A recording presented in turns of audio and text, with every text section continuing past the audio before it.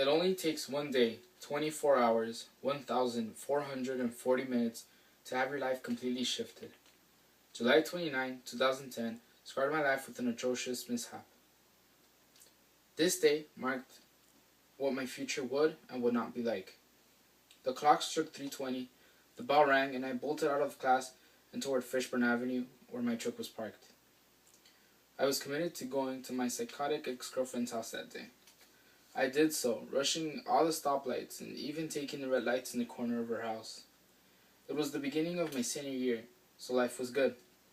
I got to her house only minutes after I left. I got to her house. She was alone, and so we began to fool around on her couch.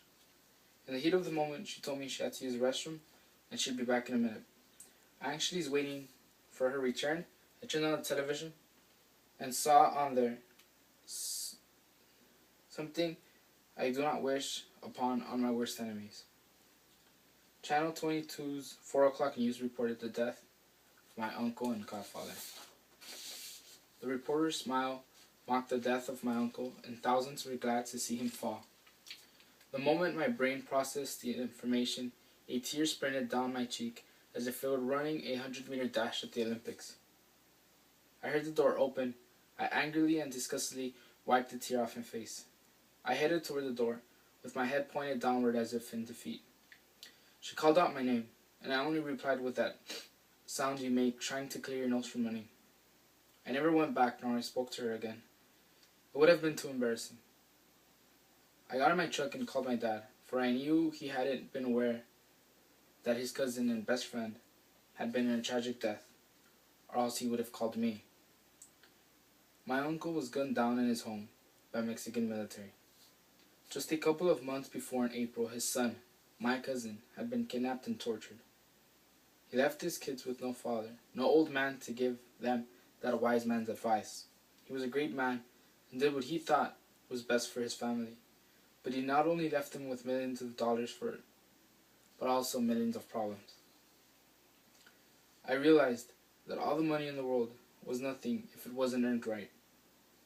My uncle told us himself that it was not a pretty world to live in, always hiding and doubting people, that our family was too smart for that, and that we should go to school and be good and important people.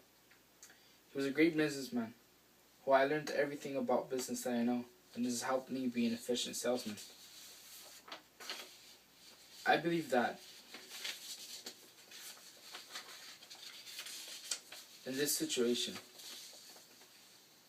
had been different if he had the opportunity I have. He would have still been of the richest people of his country as he was before he died. The life that we live gives us a lot, but it also takes a lot from us. But we are able to control how much life takes from us to some extent with our actions. My uncle and godfather lived for his family. He lived in a country that gave him very little chance to prosper. He had lemons. He made lemonade. I challenge you all to take the opportunity we have in this great country and do something honorable and proud-worthy with your lives. Because especially when it seems like the easy way, it probably isn't the right way.